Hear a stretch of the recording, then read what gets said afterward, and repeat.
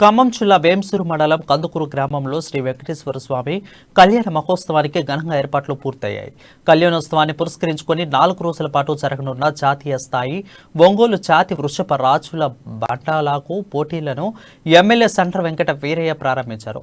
భారతదేశ రైతాంగానికి చైతన్యంగా భావించే ఎద్దుల బల ప్రదర్శనను, పురుషుల కబడ్డీ పోటీలను నిర్వహిస్తున్నామని, ఈ కార్యక్రమానికి విజయవంతం చేయాలని ఎమ్మెల్యే కోరారు.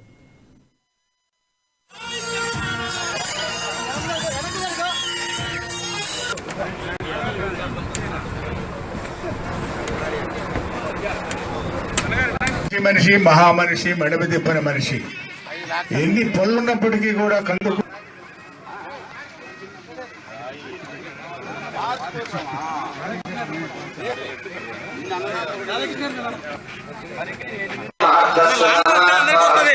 నాలుగు రోజుల పాటు అత్యంత ప్రాచుర్యం కలిగిన వెంకటేశ్వర స్వామి దేవాలయం యొక్క వార్షికోత్సవం కళ్యాణం సందర్భంగా ఈ రోజు నుంచి మన సాంప్రదాయం, మన యొక్క వ్యవసాయ రంగంలో, రైతు కుటుంబంలో, మన భారతదేశ కుటుంబ వ్యవస్థ ఏ రకంగా ఉందో, మనకు అన్నం పెట్టే ఆహార ధాన్యాలు పండించే దాంట్లో మన వ్యవసాయ రంగం కూడా అంత ముఖ్యమైనది, మన పశు సంపద కూడా అంతే ముఖ్యమైనది. అంటే గోమాతను పూజించడం అంటే అత్యంత పవిత్రమైన మన భగవంతుని పూజించినట్టే. మన సాంప్రదాయంలోనే ఒక గొప్ప గుణం కలిగింది మన గోపూజ, గోమాత. మన చరిత్రలో కూడా గోవుకి అత్యంత విశిష్టత ఉన్నది. వారసత్వంగా వస్తున్న మన గోవులను సంరక్షించాలి.